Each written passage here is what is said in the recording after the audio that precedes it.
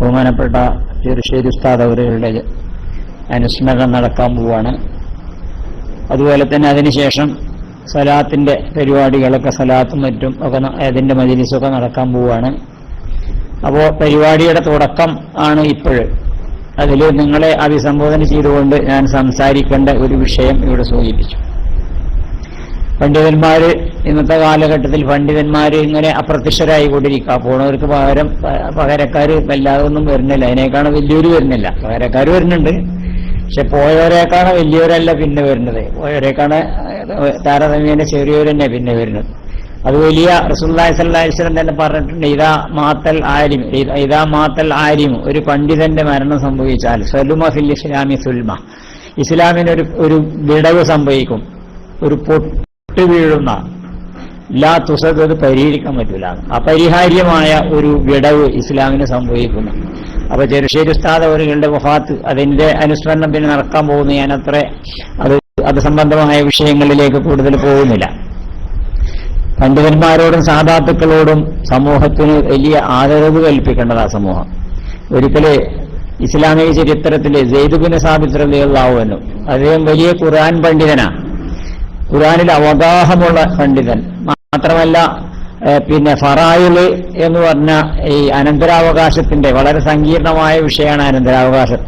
ആ അനന്തരാവകാശത്തിലേക്ക് വലിയ അവഗാഹം നേടിയ ആളാണ് സെയ്ദ് ബിൻ സാബിത്ത് റളിയല്ലാഹു അൻഹു.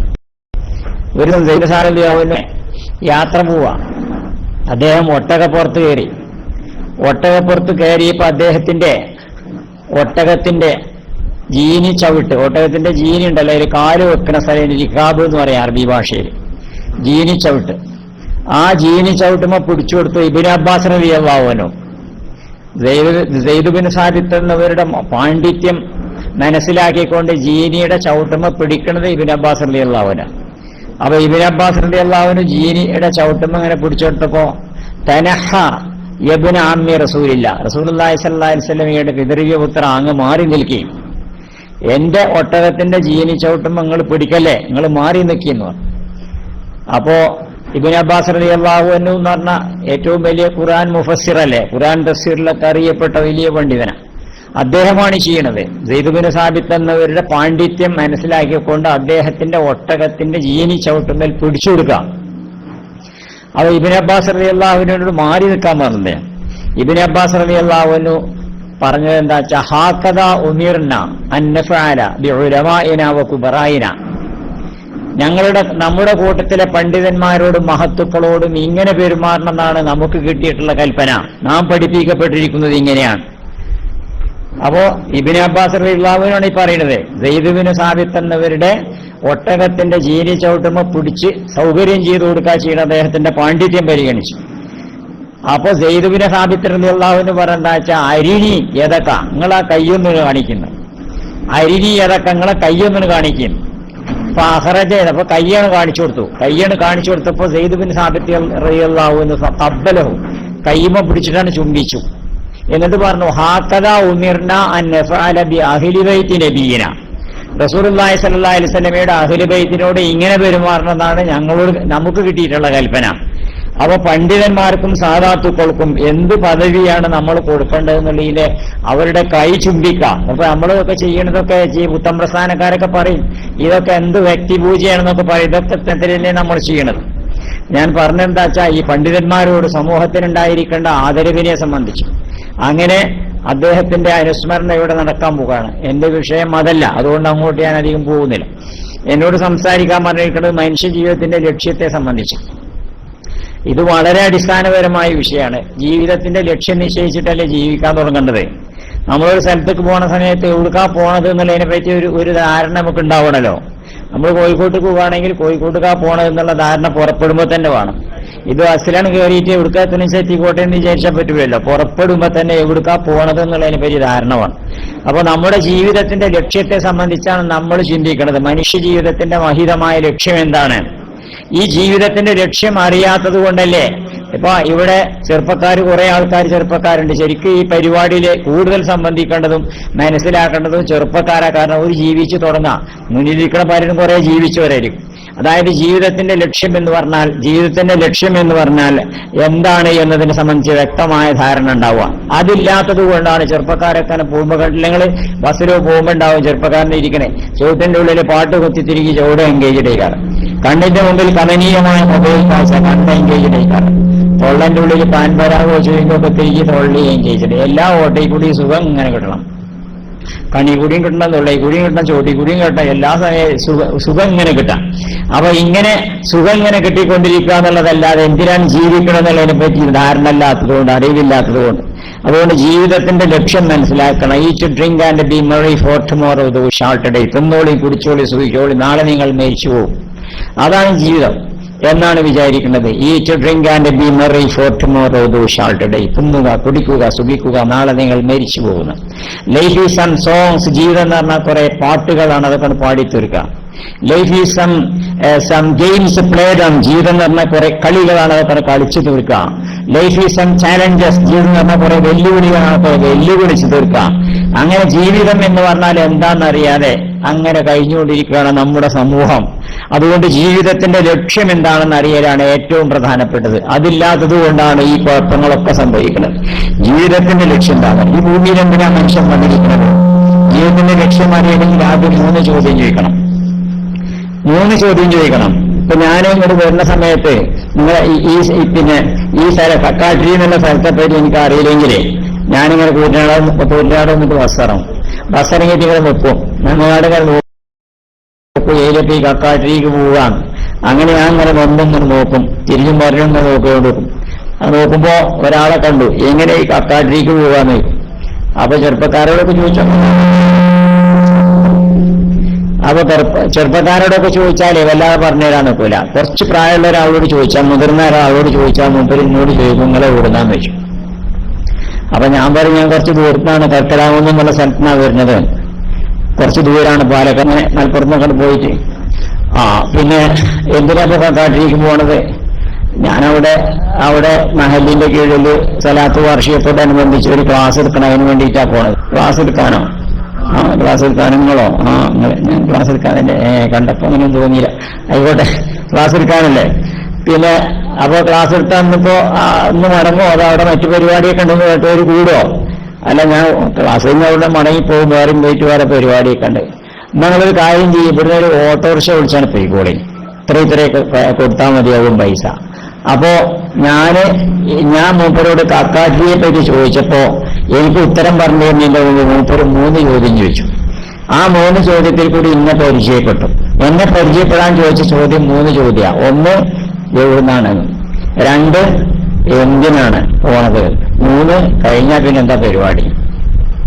ഈ 3 ചോദ്യത്തിൽ കൂടി ഇന്നപ്പറ്റി ഒരു പരിചയം ആൾക്ക് കിട്ടി. പിന്നെ മറുപടി അറിഞ്ഞത്. ഈ 3 ചോദ്യം നമ്മൾ ഓരോരുത്തരും നമ്മളെ പറ്റി ചോദിക്കണം. ഓരോ മനുഷ്യനും അവനവനെ പറ്റി ചോദിക്കേണ്ട ചോദ്യമായി ഈ 3 ചോദ്യം. 1 എവിടുന്നാണ് ഞാൻ വന്നത്, 2 എന്തിനാ ഞാൻ വന്നത്, 3 എന്റെ ജീവിതപ്പെടുത്ത് കഴിഞ്ഞാൽ പിന്നെ എങ്ങനെയാ പോവുക. ഈ 3 ചോദ്യത്തിന്റെ ഉത്തരം അറിയാത്തത് കൊണ്ടാണ് മനുഷ്യന്മാർ ഉദ്ദേശപൂർവ്വം ലക്ഷ്യസഹിതമായി ജീവിക്കാത്തത്.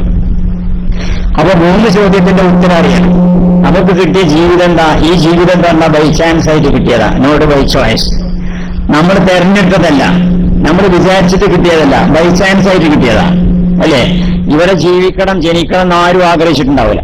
ആഗ്രഹിച്ചിട്ടല്ല ജനിച്ചത്. ജനനം നമുക്ക് കിട്ടിയത് ബൈ ചാൻസ് ആയിട്ട് കിട്ടിപ്പോയതാ. അപ്പോൾ ബൈ ചാൻസ് ആയിട്ട് കിട്ടിയ ഈ ജീവിതം നോട്ട് ബൈ ചോയ്സ്, നമ്മൾ തിരഞ്ഞെടുത്തതല്ല. ജീവിതം മാത്രമല്ല, ഈ ജീവിതത്തിൽ നമ്മുടെ ശരീരം നമ്മളെ ചേരും പോലെ ഒന്നും നമ്മൾ വിചാരിച്ച മാതിരിയല്ല. ഒന്നും നമ്മൾ വിചാരിച്ച മാതിരിയല്ലല്ലോ. വിചാരിച്ച മാതിരി എന്ന് വെച്ചാൽ ഇപ്പോ എന്റെ ശരീരാകൃതി ഞാൻ വിചാരിച്ച മാതിരി ഉണ്ടാവണമെന്ന് വെച്ചാൽ ഞാൻ ഒന്നും കൂടി നീളുണ്ടാവാൻ ആഗ്രഹിക്കൂലേ? എന്നാൽ ഈ മൈക്ക് ഇങ്ങനെ പിടിച്ച് താത്തേണ്ടിയിരുന്നില്ലല്ലോ. ഒന്നും കൂടി നീളുണ്ടാവാൻ ആഗ്രഹിക്കും. ഇനി ഒന്നും കൂടി സുന്ദരനാവാൻ ഇപ്പൊ മോശം ഉണ്ടെന്നല്ല, ഇപ്പൊ മോശമുണ്ടെന്നല്ല, എന്നാലും ഒന്നും കൂടി സുന്ദരനാവാൻ ആഗ്രഹിക്കൂലേ? ഞാൻ വിചാരിച്ച മാതിരി ഞാൻ ഉണ്ടാവണമെന്ന് വെച്ചാല്, അപ്പൊ ഞാൻ വിചാരിച്ച മാതിരിയല്ല ഞാൻ, നിങ്ങൾ വിചാരിച്ച മാതിരിയല്ല. അപ്പൊ നിങ്ങളുടെ രൂപം, എന്റെ രൂപം, ശരീരാകൃതി, ഇതൊന്നും നമ്മൾ വിചാരിച്ച മാതിരിയല്ല. നമുക്ക് ജീവിതം കിട്ടിയിരിക്കുന്നത് നമ്മൾ വിചാരിച്ചിട്ടല്ല, ബൈ ചാൻസ് ആയിട്ട് കിട്ടിയതാ ജീവിതം. അപ്പൊ ഈ ജീവിതത്തിന് ഈ ജീവിതം കിട്ടിയെന്ന് മാത്രമല്ല, ഈ ജീവിതത്തിന്റെ പിന്നില് ഒരുപാട് പ്രവർത്തനങ്ങൾ നടക്കുന്നുണ്ട്. അല്ലെ, നമ്മൾ ഒരാൾ ഈ ഭൂമിയിൽ ജനിക്കണമെങ്കിലും എന്തെല്ലാം ഘടകങ്ങൾ പ്രവർത്തിച്ചുകൊണ്ടിരിക്കണം. അതുമാത്രം ചെയ്താൽ പോരല്ലോ. ജീവിതത്തിൽ നമുക്ക് ഒരാൾ ജനിക്കണമെങ്കിലും ജീവിക്കണമെങ്കിലും പല ഘടകങ്ങളും ഇവിടെ പ്രവർത്തിച്ചുകൊണ്ടിരിക്കണം. സൂര്യൻ പ്രവർത്തിക്കണം. നമ്മളില്ലെങ്കിൽ സൂര്യൻ ഉണ്ടാവും, നമ്മളില്ലെങ്കിലും സൂര്യൻ ഇവിടെ ഉണ്ടാവും. പക്ഷെ സൂര്യനില്ലെങ്കിൽ നമ്മളുണ്ടാവില്ല. നമ്മളില്ലെങ്കിലും ചന്ദ്രൻ ഉണ്ടാവും, പക്ഷെ ചന്ദ്രനില്ലെങ്കിൽ നമ്മളുണ്ടാവില്ല. ഭൂമിയിൽ അന്തരീക്ഷത്തിൽ വായു അതുപോലെ തന്നെ ഓക്സിജൻ ഒന്നും ഇല്ലെങ്കിൽ നമ്മളുണ്ടാവില്ല. നമ്മളില്ലെങ്കിലും അതൊക്കെ അവിടെ ഉണ്ടാവും. അപ്പോൾ നമ്മുടെ ജീവിതത്തിന് ഇതൊക്കെ എല്ലാം ഈ ആവശ്യങ്ങളൊക്കെ, നമ്മുടെ ആവശ്യങ്ങളൊക്കെ നിർവഹിച്ചുകൊണ്ടാണ് നമ്മളിവിടെ ജനിച്ചിരിക്കുന്നത്. ഈ ആവശ്യങ്ങളൊക്കെ നിർവഹിക്കപ്പെട്ടുകൊണ്ടാണ് നമ്മളിവിടെ ജനിച്ചിരിക്കുന്നത്. അപ്പൊ അതുകൊണ്ട് ഇതിന്റെയൊക്കെ പിന്നിൽ ലക്ഷ്യമില്ലാതെക്കാൻ പറ്റൂല. അലക്ഷ്യമായി ഒരർത്ഥമില്ലാതെ ഒന്നും ഉണ്ടാകാൻ പറ്റൂലല്ലോ. ഇതിന്റെയൊക്കെ പിന്നിൽ നിങ്ങൾ നോക്കുകയാണെ നമ്മുടെ സ്വന്തം ശരീരത്തെ പറ്റി ആലോചിക്കുക, ഡിമാൻഡ് ആൻഡ് സപ്ലൈ. ഈ ലോകത്തെ നമ്മളെ പറ്റി നമ്മൾ ആലോചിച്ച് നോക്കി, ഡിമാൻഡിനനുസരിച്ചുള്ള സപ്ലൈ ആണ് ഇവിടെ നടക്കുന്നത്. നമുക്കെന്താ വേണ്ടത്? നമുക്ക് ജീവിതത്തിന് എന്താണ് വേണ്ടതെന്ന് വെച്ചാൽ വേണ്ടതൊക്കെ ഇങ്ങനെ കിട്ടിയില്ല. നോക്കി, ജനിച്ചു വരുന്ന സമയത്ത് കൈയുണ്ട്, കാലുണ്ട്, കണ്ണുണ്ട്, നാക്കുണ്ട്, മൂക്കുണ്ട്, പല്ലില്ല. നമ്മളൊക്കെ ജനിച്ചു വരുന്ന സമയത്ത് കൈയുണ്ട്, കാലുണ്ട്, കണ്ണുണ്ട്, നാക്കുണ്ട്, മൂക്കുണ്ട്, പല്ലില്ല. എന്താ ഇല്ലാത്തത്? മുലപ്പാൽ കുടിച്ചാൽ പല്ല് വേണ്ട, അതുകൊണ്ട് തുടക്കത്തിൽ പല്ല് തരൂല. ആവശ്യത്തിനനുസരിച്ച് തരുന്നുണ്ടോ? മുലപ്പാൽ കുടിച്ചാൽ പല്ല് വേണ്ടല്ലോ. ഇനി പല്ലുണ്ടായ ചിലപ്പോൾ അപകടമാണ്, മുറിയും ചെയ്യും. അപ്പൊ അതുകൊണ്ട് തുടക്കത്തിലേ നമുക്ക് മുലപ്പാൽ കുടിച്ചേ വേണ്ടുള്ളൂ, അതിന് പല്ല് തന്നില്ല. പിന്നെ കുറച്ച് കഴിഞ്ഞതിന് ശേഷം ഭക്ഷണം കഴിക്കണം എന്നുള്ള അവസ്ഥ വരുമ്പോൾ നമുക്ക് പല്ല് തരും. ആ പല്ല് തന്നെ ആദ്യം ഒരു എരിയി തരും, പിന്നെ അടുത്ത എരിയി തരും. അങ്ങനെ പല്ല് തന്നതിന് ശേഷം ഒന്നാമത്തെ സെറ്റ് ഒരു പല്ലുണ്ടല്ലോ, ആ പല്ല് കുറച്ചാലം കഴിഞ്ഞിട്ട് അത് പോവും. എന്തിനാണ് പോണത്? ആദ്യം തന്ന സെറ്റ് പല്ല് തരുമ്പോ നമുക്ക് പല്ല് സൂക്ഷിക്കുന്നതിനെ പറ്റി അറിയില്ല, നമ്മൾ ശ്രദ്ധിക്കാതെ നമ്മളെ കൊണ്ട് കഴിയൂല. അപ്പോൾ പല്ല് എങ്ങനെ കൊണ്ടുനടക്കണം എന്നുള്ളതിനെ പറ്റിയൊന്നും നമുക്കറിയില്ല. അപ്പോൾ അങ്ങനത്തെ സമയത്ത് തന്ന പല്ലാവുമ്പോൾ കുട്ടികളെ മിഠായി തിന്നും, പല്ലിന് കുത്തുബാധിക്കും, ഓടും ചാടും ഒക്കെ ചെയ്യും. അപ്പൊ പല്ല് ചിലപ്പോൾ പൊട്ടും. അപ്പൊ അതുകൊണ്ട് അതാണ് പോയിക്കോട്ടെ. അപ്പൊ ഒന്നാമത്തെ സെറ്റ് പല്ലാണ് പോകും. പിന്നെ രണ്ടാമതൊരു സെറ്റ് പല്ല് തരും. രണ്ടാമത്തെ സെറ്റ് പല്ല് തന്നാൽ പിന്നെ മൂന്നാമത്തെ സെറ്റ് പല്ല് തരൂല. അതിന് കാരണം എന്താ വെച്ചാൽ രണ്ടാമത്തെ സെറ്റ് പല്ല് വരുന്നത് നമ്മൾ നോക്കിക്കൊള്ളണം, ശ്രദ്ധിച്ചോളണം. അങ്ങനെ നമ്മൾ ആ പല്ല് തേക്കാനും അതുപോലെ തന്നെ അത്തരം സൗകര്യങ്ങളൊക്കെ നമുക്കറിയലോ. പിന്നെ മൂന്നാമത്തെ സെറ്റ് പല്ല് തരൂല. പക്ഷേ പല്ല് ഡിമാൻഡ് ഉണ്ടോ, സപ്ലൈ ഉണ്ട്, പണം ചെലവാക്കണം, പൈസ ചെലവാക്കണം. അതാ ഒരു സെറ്റ് പല്ലൊക്കെ ആണ് 10-15 ലക്ഷം, ഒരു 10-15,000 ഉറുപ്പികയിലൊക്കെ ഇടരുമോ? അപ്പൊ അത്തരം വിലപ്പെട്ട സാധനമാണ് 2 പ്രാവശ്യം സൗജന്യമായിട്ട് തന്നതേ. സൗജന്യമായിട്ട് തന്നു, ഇനി സൗജന്യമായിട്ട് തരൂല. പക്ഷെ കിട്ടാനുള്ള അവസരം ഇവിടെ ഉണ്ട്. അതുകൊണ്ട് ഡെന്റിസ്റ്റിന്റെ പോയിട്ട് പിന്നെ ദന്താശുപത്രിയിൽ പോയിട്ട് നിങ്ങൾ പല്ല് വെച്ചോളി. അപ്പൊ ഒന്നാമത്തെ സെറ്റ്, രണ്ടാമത്തെ സെറ്റ് നമ്മുടെ ഡിമാൻഡ് അനുസരിച്ചുള്ള സപ്ലൈ. നമുക്ക് ആവശ്യമായ തരത്തിൽ എന്തൊക്കെ നമുക്ക് ഡിമാൻഡ്, ആ ഡിമാൻഡിനനുസരിച്ചുള്ള സപ്ലൈ ഇവിടെ ഉണ്ട്. ഇനി പല്ലുണ്ടായാൽ പോരല്ലോ, ഭക്ഷണം വേണ്ടേ? മനുഷ്യന്റെ അടിസ്ഥാന ആവശ്യങ്ങളുണ്ടല്ലോ, റൊട്ടി കപ്പട മക്കാൻ, അല്ലെ? റൊട്ടിയും കപ്പടയും മക്കാനും മനുഷ്യന്റെ അടിസ്ഥാന ആവശ്യങ്ങളാണ്. ഭക്ഷണം വേണം, വസ്ത്രം വേണം, പാർപ്പിടം വേണം. ഇത് മനുഷ്യന്റെ അടിസ്ഥാന ആവശ്യങ്ങളാണ്. അടിസ്ഥാന ആവശ്യങ്ങൾ നിർവഹിക്കണമല്ലോ. ഏറ്റവും പ്രധാനപ്പെട്ട അടിസ്ഥാന ആവശ്യം എന്ന് പറഞ്ഞാൽ ഭക്ഷണം തന്നെയല്ലേ? ഭക്ഷണത്തെക്കാൾ വലിയൊരു ആവശ്യം ഉണ്ടാവില്ല. ഭക്ഷണമാണ് അടിസ്ഥാനപരമായ മനുഷ്യന്റെ ഏറ്റവും വലിയ അടിസ്ഥാന ആവശ്യം. അതില്ലെങ്കിൽ പിന്നെ ബാക്കിയുള്ള ഒന്നും ഉണ്ടായിട്ട് കാര്യം ഉണ്ടാവില്ല. അതുകൊണ്ടല്ലേ ഒരാൾ ആത്മഹത്യ ചെയ്യാൻ പോയി, ഒരാൾ ആത്മഹത്യ ചെയ്യാൻ പോയി, റെയിൽപാളയത്തിൽ തലയും വെച്ച് കണ്ട് മരിക്കാൻ വേണ്ടി പോയിക്കാം. അപ്പൊ ഒരു സുഹൃത്ത് അടുത്ത് കൂടി ഇങ്ങനെ ചെന്നു, എന്താ ഇങ്ങനെ ഇവിടെ കിടക്കണ വെച്ചു. ഞാൻ ആത്മഹത്യ ചെയ്യാൻ കിടക്കുകയാണ്. ആത്മഹത്യ എന്തേപ്പോ എന്താ അടുത്ത് ജീവിതം ഇനി വേണ്ട. എന്താ പൊതിയെന്ന് ചോദിച്ചത്? ചോദ്യം പൊതിയാണ് പറഞ്ഞു. അപ്പോ ഈ ജീവൻ കളയാൻ പോവല്ലേ, ഈ ഭക്ഷണം എന്തിനാ ഒരു ഭക്ഷണ പൊതിയെന്തിനാ വെറുതെ കളയുന്നത്? ജീവൻ കളയാൻ പോകുന്ന സമയത്ത് ഇതെന്തിനാ വെറുതെ കളയുന്നത് ചോദിച്ചു. അതെ, അതൊരു ഗാഡി ലേറ്റായ ഈ തോ ഖാനാ തേരാ വാപ്പ് ദേഗാന്ന് ചോദിച്ചു. വണ്ടി കാണാൻ ലേറ്റായ ചോറണ്ട തന്ത വരുമെന്ന് വെച്ചില്ലേ.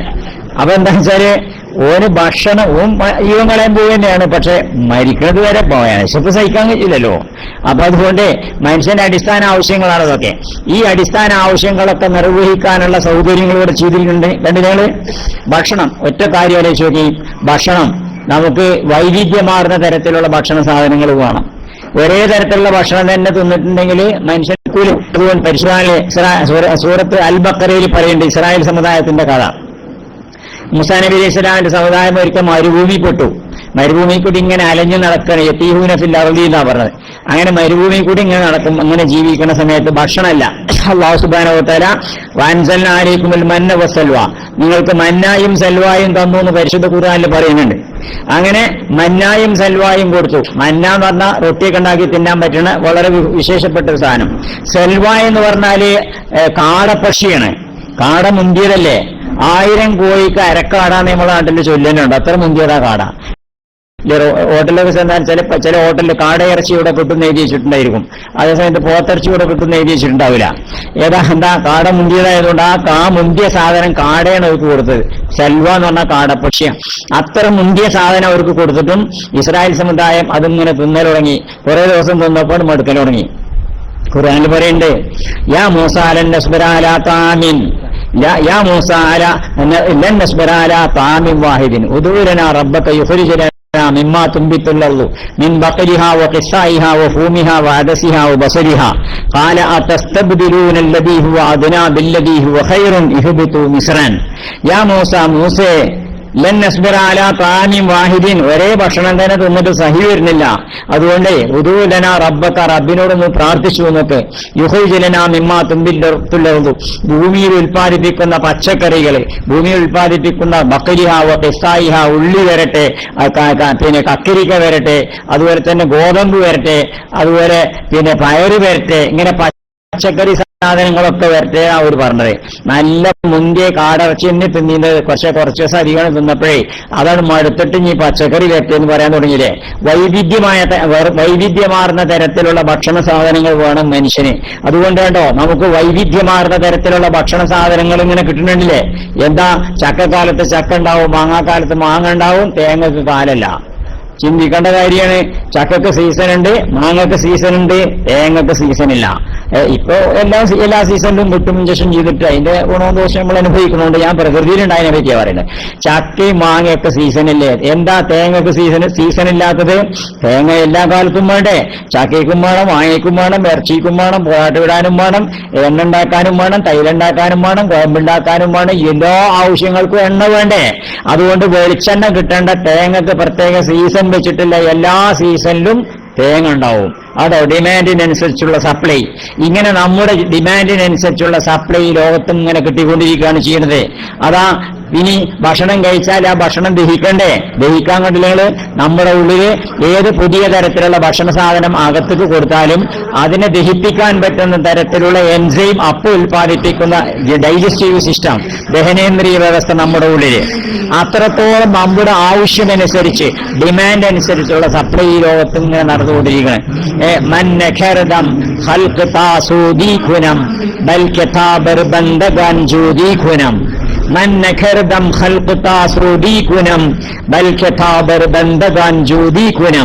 ഞാൻ ഇതെല്ലാം എല്ലാ സാധനങ്ങളും ഭൂമുഖത്തുള്ള മുഴുവൻ സാധനങ്ങളും ഞാൻ പഠിച്ചിരിക്കുന്നത് അല്ലാഹു തആല പറയുന്നതായിട്ട് ഒരു കവി രേഖപ്പെടുത്തുകയാണ്, ഒരു പേർഷ്യൻ കവി.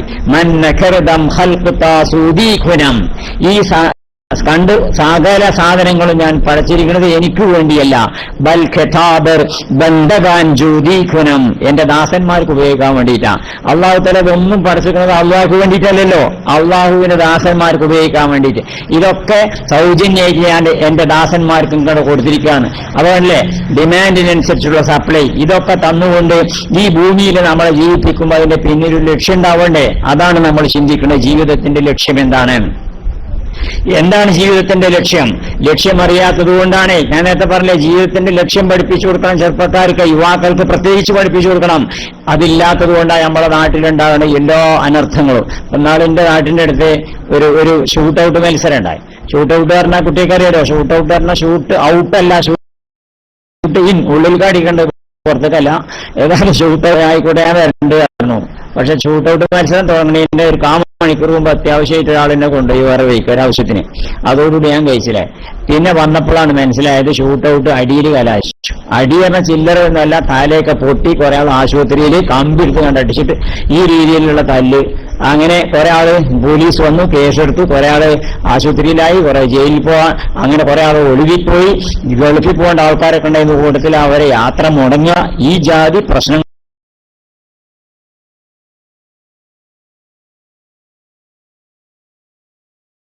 ഒക്കെ ഉണ്ടായി. എന്റെ ഇപ്പൊ കാരണം മത്സരത്തില് ഒരു ബോഡിച്ചതോളം ആണെന്നുള്ളതും ആ തർക്കാണ് പിന്നെ തല്ലുണ്ടാവുന്നത്. അത് തർക്കം തീർക്കാൻ വേണ്ടി എല്ലാവരും പാടെ കൂട്ടി നിശ്ചയിച്ച ഒരു അമ്പയർ അവിടെ ഉണ്ടാവൂലേ, രണ്ടു കൂട്ടരും പാടെ ചേർന്നിട്ടാണല്ലോ അമ്പയർ. അത് അമ്പയർ എന്താ നിശ്ചയിക്കണമെന്ന് വെച്ചാൽ അതനുസരിച്ച് തീരുമാനിച്ചാൽ പോരെ. പക്ഷെ തല്ല് നടക്കില്ലപ്പോ. അപ്പൊ അതുകൊണ്ട് ഇത്തരത്തിലുള്ള കാരണം എന്താ, എന്തിനാ ജീവിക്കണമെന്ന് അറിയില്ല, ഇതൊക്കെയാണ് ജീവിതം എന്നാ വിചാരേ. അതുകൊണ്ട് രണ്ട് ചെറുക്കന്മാരെ വീക്ക് ഇങ്ങനെ പോണ സമയത്ത് നല്ല നല്ല പച്ചപ്പുള്ള ഹരിതമായിട്ടുള്ള സ്ഥലം കണ്ടു. അപ്പൊ അതിങ്ങനെ കണ്ടപ്പോഴല്ലേ ഭൂമിയൊക്കെ ഹരിതം തന്നെ, വളരെ മനോഹരല്ലേ ഭൂമി. നമ്മൾ ഈ ഭൂമിയെ പറ്റി ചിന്തിക്കുമ്പോഴാണ് മനസ്സിലാവുക. ഇതൊക്കെ നമ്മൾ ചിന്തിക്കും, മനസ്സിലാക്കുക, ആസ്വദിക്കുകയും ചെയ്യണം. ഇപ്പോ റസൂലുള്ളാഹി സ്വല്ലല്ലാഹു അലൈഹി വസല്ലം പറഞ്ഞു കേട്ടോ, പിന്നെ അദ്ദുന്യാ ഹുൽവത്തുൻ ഖളിറ വല്ലാഹു മുസ്തഖലിഫുകും ഫീഹാ വനാദിറുൻ കൈഫ തഅമലൂൻ. അദ്ദുന്യാ ഹുൽവത്തുൻ ഖളിറ, ദുനിയാവ് വളരെ മധുരമുള്ളതാണ്. ഖളിറത്തുൻ നല്ല പച്ചപ്പുള്ളതാ, ഹരിതമാണ്. വല്ലാഹു മുസ്തഖലിഫുകും ഫീഹാ, അങ്ങനെയുള്ള ദുനിയാവിലാണ് അല്ലാഹു തആല നിങ്ങളെ പാർപ്പിച്ചിരിക്കുന്നത്. വനാദിറുൻ കൈഫ തഅമലൂൻ, നിങ്ങൾ എന്ത് പ്രവർത്തിക്കുന്നു നോക്കുകയാണ് അവന്. അപ്പൊ ഇത്ര മനോഹരമായ ഭൂമിയല്ലേ, എത്രത്തോളം മനോഹരം എന്ന് വെച്ചാൽ അവർക്ക് നിങ്ങൾ ഈ കത്തുപാട്ടിന്റെ എസ് ജമീലാണ്ടായിരുന്നില്ലേ കത്തുപാട്ട്, അബുദാബിയിലുള്ള ഒരു എത്തുപെട്ടി പെട്ടി തുറന്നപ്പോ കത്ത് കിട്ടിയെന്നൊക്കെ പെണ്ണുങ്ങൾക്ക് നല്ല പരിചയമുണ്ടാവും. ഏതായാലും ആ കത്തുപാട്ട് എഴുതിയ എസ് ജമീൽ ഇബിലീസിനെ അനുഭവിച്ച് വർത്താനം പറയുന്നുണ്ടായിരുന്നു. ഇബിലീസ് ഉസാറാണ് മൂപ്പര്. അപ്പൊ ഒരാളിന്റെ അടുത്തൊരുക്ക് വന്നിട്ട് മൂപ്പര് സുഹൃത്ത് വന്നിട്ട് പറഞ്ഞു, നിങ്ങൾ എസ് എൻ ജമീലിനോട് വർത്താനം പറയാൻ പോലും ചോദിച്ചു. എന്തെന്ന് ചോദിച്ചു. മൂപ്പരിങ്ങനെ ഇബിലീസിനെ പറ്റി അല്ലാതെ പൊക്കി വർത്താനം പറയും. അപ്പൊ മൂപ്പരോടും സംസാരിക്കാൻ വേണ്ടിട്ട് നിങ്ങൾ പോരും ചോദിച്ചു. ആയിക്കോട്ടെ ഞാൻ വരാറുണ്ട്. അങ്ങനെ ചെന്നിട്ട് മൂപ്പരോട് ചോദിച്ചു, നിങ്ങൾ ഇങ്ങനെ സലാമൊക്കെ പറഞ്ഞു ലോഹ്യം പറഞ്ഞു, നിങ്ങൾ ഇബിലീസിനെ വല്ലാതെ പൊക്കി പറയലെന്ന് പറയുന്നിട്ട് എന്തേ പോയെന്ന് ചോദിച്ചു. ആദം നബി അലൈഹി സ്വലാമിനെ ഹവ്വാവിനെ കൊണ്ട് ഇബിലീസ് പായം തീറ്റിച്ചതുകൊണ്ടല്ലേ നമ്മൾ ഭൂമിക്ക് എത്തിയതേ, അല്ലെങ്കിൽ ആ സ്വർഗത്തിൽ ഇങ്ങനെ ഉണ്ടാവും. ഇത്ര സുന്ദരമായ ഭൂമിക്ക് നമ്മൾ എത്തുമോ? അവിടെ നമ്മൾ ഭൂമിയിലെത്താൻ കാരണം ഇബിലീസ് അല്ലേ, അതുകൊണ്ട് ഇബിലീസിനെ പൊക്കി പറയലുണ്ട് ഞാൻ പറഞ്ഞു. ഞാൻ പറഞ്ഞു ആ പറഞ്ഞത് ശരിയല്ല. കാരണം അള്ളാഹു തആല മനുഷ്യനെ പഠിച്ചിട്ടുള്ളത് സ്വർഗത്തിലേക്ക് വേണ്ടിയിട്ടല്ല. ഇനി ജാഹിദുൻ ഫിൽ അർളി ഖലീഫ എന്നല്ലേ അള്ളാഹു ഖുർആനിൽ പറഞ്ഞത്. ഞാൻ മനുഷ്യനെ ഭൂമിക്കാ പറക്കണത്, ഭൂമിക്ക് വേണ്ടിയിട്ടാണ് മനുഷ്യനെ പഠിച്ചിരിക്കണം അള്ളാഹു തആല. അള്ളാഹ് ഭൂമിക്ക് വേണ്ടി പഠിച്ച മനുഷ്യനാണ്. പക്ഷെ പൂർണ്ണ വൈകി ഇബിലീസിനെ കണ്ടു എന്നുള്ളൂ. അതല്ലാതെ മനുഷ്യനെ സ്വർഗത്തിലേക്ക് വേണ്ടിയിട്ട് പഠിച്ചതല്ല, ഭൂമിക്ക് വേണ്ടി പഠിച്ചത് തന്നെയാണ്. അതവിടെക്കട്ടെ. ഇബിലീസിന്റെ ഗുണം ഏത് ഗുണം എനിക്ക് ഏറ്റവും ഇഷ്ടപ്പെട്ടത് ചോദിച്ചു. ഇബിലീസിന്റെ ധിക്കാരം എന്ന ഗുണം എന്നാണ്. അപ്പൊ ഞാൻ ചോദിച്ചു നിങ്ങൾക്ക് പിന്നെ അപ്പോ ഇബ്ലീസിന്റെ ധിക്കാരം എന്ന ഗുണം കേട്ടു. ഇഷ്ടപ്പെട്ടു. അപ്പൊ നിങ്ങളെ കുട്ടികളെ കൂട്ടത്തിൽ നിങ്ങളെ ഏറ്റവും കൂടുതൽ ധിക്കരിക്കുന്ന കുട്ടിനോടായിക്കാരം നിങ്ങൾക്ക് ഇഷ്ടമല്ലേ എന്ന് ചോദിച്ചു. നിങ്ങളെ കുട്ടികളെ കൂട്ടത്തിൽ നിങ്ങളെ ഏറ്റവും കൂടുതൽ ധിക്കരിക്കുന്ന കുട്ടിനോടാവില്ല നിങ്ങൾക്ക് ഇഷ്ടം എന്ന് ചോദിച്ചു. അല്ല, അത് കുട്ടികളെ കാര്യത്തിൽ പറ്റൂല. എന്താ പറ്റാത്തത്? നമുക്കൊരു നല്ല ഗുണം ഉണ്ടെങ്കിൽ അത് നമ്മളെ കുട്ടിയൊക്കെ ഉണ്ടാവണമെന്നേ നമ്മൾ ആഗ്രഹിക്കുന്നത്. അപ്പൊ നിങ്ങളുടെ കുട്ടികളെ കൂട്ടത്തിൽ നിങ്ങളെ ഏറ്റവും കൂടുതൽ ഇഷ്ടപ്പെടുന്ന കുട്ടി നിങ്ങളെ ഏറ്റവും കൂടുതൽ ധിക്കരിക്കുന്ന കുട്ടിയാവണ്ടേ. അങ്ങനെ മുക്കൊരു ഉത്തരം മുട്ടിയപ്പോ പിന്നെ ചൂടാകലോ തുടങ്ങി. അപ്പൊ പറഞ്ഞെന്താ വെച്ചാലേ, മനോഹരമായ ഭൂമിയെ പറ്റി പറയാനാ. ഇത്ര സുന്ദരമായ ഭൂമിയല്ലേ. അങ്ങനെ രണ്ട് ചെറുക്കന്മാരിങ്ങനെ പോരും വയ്ക്ക്. അപ്പോ നല്ല സുന്ദരമായ പച്ച പിടിച്ച സ്ഥലങ്ങളുണ്ട്. ഒരുത്തും മറ്റവനോട് നല്ല രസമുള്ള സ്ഥലമല്ലേ. നല്ല രസമുള്ള സ്ഥലം. ഈ സ്ഥലം എനിക്ക് കിട്ടിയിട്ടുണ്ടെങ്കിൽ ഞാൻ എന്റെ ആടുകളെ കൊണ്ടുവന്നാക്കുന്നതാണ്. അപ്പൊ മറ്റവൻ പറഞ്ഞു ഞാൻ എന്റെ പൂത്തുകളെ കൊണ്ടുവന്നാക്കുന്നതാണ്. അപ്പൊ എന്റെ ആടുകളെ കൊണ്ടുവന്നാക്കണ്ടേ? അപ്പൊ എന്റെ പൂത്തുകളെ കൊണ്ടുവന്നാക്കണ്ടേ? ഇജ് എന്നോട് വർത്താനം പറയാൻ നിൽക്കേണ്ടത് എന്റെ ആളുകളെ കൊണ്ടുവന്നാക്കാനുള്ള സ്ഥലമാണ്. ഇജ് എന്നോട് ചേർക്കാൻ നിൽക്കേണ്ട എന്റെ പൂത്തുകളാക്കാനുള്ള സ്ഥലമാണെന്ന് പറഞ്ഞാണ്ട് അടി തുടങ്ങി വെറും തല്ല് അങ്ങോട്ടും ഇങ്ങോട്ടും. തല്ല് മുറുകിയപ്പോ ഒരു കാരണവരും ഇങ്ങനെ വരുന്നുണ്ട്. എന്താണ് ഏകന്മാരെ തല്ലു വിടുന്നത് ചോദിച്ചു. ഈ സ്ഥലം കിട്ടിയിട്ടുണ്ട്, ഇതിന്റെ പാടുകളെ കൊണ്ടുവന്നാക്കാനുള്ള സ്ഥലം. ഓൻ പറയാം എന്റെ പൂത്തുകളെ കൊണ്ടുവന്നാക്കാം. അപ്പൊ എന്തെന്റെ ആട് പിന്നെയും വർത്താനം. അപ്പൊ മുമ്പ് ചോദിച്ചു അല്ല സ്ഥലം കിട്ടിയിരിക്കണോ ചോദിച്ചു. അപ്പൊ ആലോചിച്ചു സ്ഥലം കിട്ടിയിട്ടില്ലല്ലേ. പിന്നെ ഇതിനെ തല്ലുകൂടിയത്, പിന്നെ ഇതിനെ വക്കാണേച്ചത്. അപ്പൊ ഇതേപോലെ എന്തിനാന്നൊന്നും നിശ്ചയല്ല. അതെങ്ങനെ വക്കാണേൽക്ക തിരക്കൂട്ട വർത്താനം പറ, ഈ രീതിയിലുള്ള ജീവിതം നയിക്കുന്നത് എന്തുകൊണ്ട്? ജീവിതത്തിന്റെ അർത്ഥം അറിയാത്തതുകൊണ്ട്, ലക്ഷ്യമറിയാത്തതുകൊണ്ട് അല്ലെ. പന്തളിക്ക് അർത്ഥ സമയത്തുണ്ടല്ലെങ്കിൽ ഞാൻ പന്തളിക്ക് എതിരായിട്ടല്ലേ ഈ പറയുന്നത്. ആക്ക് വേണം നമ്മളും കാണാൻ പോവുകയും ചെയ്യും. കളി അത് വേറെ വിഷയം. കാണണം, കളി കാണുമൊക്കെ വേണം. റസൂലുള്ളാഹി സ്വല്ലല്ലാഹു അലൈഹി വസല്ലം പറഞ്ഞിട്ടുണ്ട് ഇൽഅബുവല്ലോ, നിങ്ങൾ കളിച്ചോളിയും വിനോദിച്ചോളിയും. ഫഇന്നി അക്റഹു അൻ അറാഫി ദീനികും ഖില്ലതൻ, നമ്മുടെ ദീന് പരിക്കനാണ് കാണുന്നത്, എനിക്ക് ഇഷ്ടമല്ല, അവിടെ കളിച്ചോട്ടെ. അതിന് നമ്മൾ വിരോധം പറയുന്നു വേണ്ട. പക്ഷേ എപ്പോ കളിക്കണം എപ്പോ നിർത്തണം എന്നുള്ളതിനെ പറ്റിയൊക്കെ ബോധം വേണമല്ലോ. അതുകൊണ്ട് ഞാനൊരു പെരുതലോടായിട്ട് ഇങ്ങനെ പോരുന്ന സമയത്ത് ഒരു ടീം ജയിച്ചിരിക്കണേ, ഒരു കുഗ്രാമത്തിലുള്ള ഒരു ടീം ജയിച്ചിരിക്കണം. ഇന്നലെ കപ്പും തലയിൽ വെച്ച് റോഡ് കൂടെ നിന്ന് ചാട് തന്നെ, പെരും ചാട്ടം, ആരും പോകാനേക്കാതെ ബസ്സൊക്കെ അങ്ങനെ നിർത്തിയിട്ടിക്കുക, ബ്ലോക്ക് ആക്കിക്കുക, റോഡാകെ തടസ്സം ഉണ്ടാക്കിക്കുക. എന്തിനാപ്പത് ഒരു ടീം പന്തളിയിൽ ജയിച്ചിരിക്കണേ. എന്നിട്ടിങ്ങനെ ആൾക്കാർക്കാണെങ്കിൽ അത്യാവശ്യമായിട്ട് പോകും വേണം.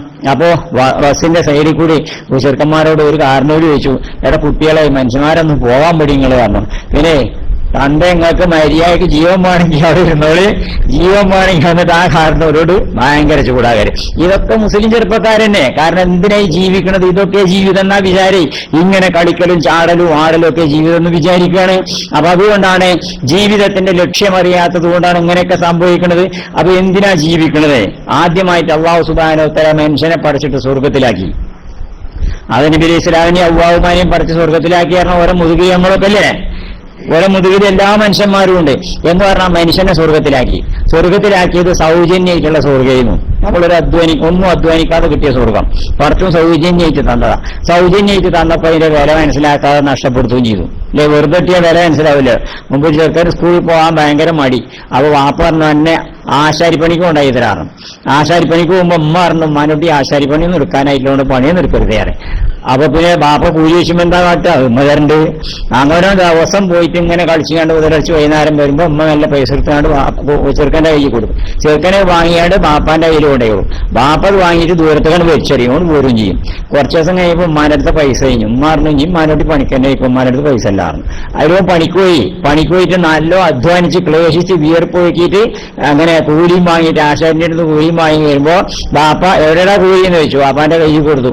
വാപ്പ പതിവ് പ്രകാരം ദൂരത്തേക്കാണ് വെച്ചെണ്ണപ്പോ കൈക്ക് പിടിച്ചിട്ട് വാപ്പ അതറിയല്ലോ എന്റെ അധ്വാനാണ് കാരണം. അത്രയും ദിവസം അറിഞ്ഞപ്പോ അതിനൊരു ബുദ്ധിമുട്ടും ഉണ്ടായില്ല. കാരണം അമ്മ വെറുതെ ഇങ്ങനെ കൊടുക്കണല്ലേ. അപ്പോ നമ്മൾ അധ്വാനിക്കുമ്പോഴാണല്ലോ വില മനസ്സിലാവുക. ആദം നബി ഇസ്ലാമിനെ ഹവ്വാ ഉമാനി എന്ന് പറഞ്ഞാൽ മനുഷ്യരാശിയെ മുഴുവൻ അല്ലാഹു തആല സ്വർഗത്തിലാക്കി.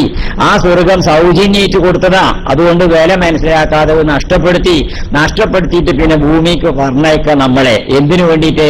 ഖുൽ നഹ്ബിതു മിൻഹാ ജമീഅൻ ഫഇമ്മാ യഅതിയന്നകും മിന്നീ ഹുദൻ ഫമൻ തബിഅ ഹുദായ ഫലാ ഖൗഫുൻ അലൈഹിം വലാ ഹും യഹ്സനൂൻ. ഇഹ്ബിതു മിന്നാ ജമീഅൻ, ഭൂമിക്ക് ഇറങ്ങിപ്പോയി എല്ലാവരും. നമ്മളോട് പറഞ്ഞതാണ് ഫഇമ്മാ യഅതിയന്നകും മിന്നീ ഹുദൻ, ഇനി എന്റെ വക്കൽ നിന്നൊരു മാർഗദർശനങ്ങൾക്ക് വരാനുണ്ട്. ഫമൻ തബിഅ ഹുദായ, ആ മാർഗദർശനം അനുസരിച്ച് ജീവിച്ചാൽ ഫലാ ഖൗഫുൻ അലൈഹിം വലാ ഹും യഹ്സനൂൻ, നിങ്ങൾക്ക് ദുഃഖമില്ലാത്ത ഭയമില്ലാത്തൊരു ജീവിതം ഉണ്ടാവുന്ന. ആ ഭൂമിക്ക് നമ്മളെ പറഞ്ഞയച്ചത് എന്തിനാ? സൗജന്യമായിട്ട് കിട്ടിയ സ്വർഗം നമ്മൾ നഷ്ടപ്പെടുത്തിയ സ്വർഗം ഇനി വീണ്ടെടുക്കാൻ നമ്മൾ പണിയെടുക്കണം. ഇനി നമ്മൾ അധ്വാനിക്കണം. ഞാൻ വെറുതെ തന്ന സ്വർഗങ്ങൾ കളഞ്ഞു, നിങ്ങൾ പണിയെടുത്ത് ആ പണിന്റെ ഫലമായിട്ട് അതും അല്ലാഹുവിന്റെ റഹ്മത്ത് അനുസരിച്ച് കിട്ടുള്ളൂ. എന്തായാലും നമ്മൾ അധ്വാനം കൊണ്ട് ഇനി നമ്മൾ സ്വർഗം നേടണം. നമ്മൾ നഷ്ടപ്പെടുത്തി പോകുന്ന സ്വർഗം ഉണ്ടല്ലോ, ആ സ്വർഗം ഇനി നമ്മുടെ അധ്വാനം മുഖേന നമുക്ക് നേടാൻ പറ്റണം. അതിനു വേണ്ടിയിട്ടാണ് ഈ ഭൂമിക്ക് പറഞ്ഞയച്ചിരിക്കുന്നത്. അപ്പൊ നമ്മളെ പണി എന്താ?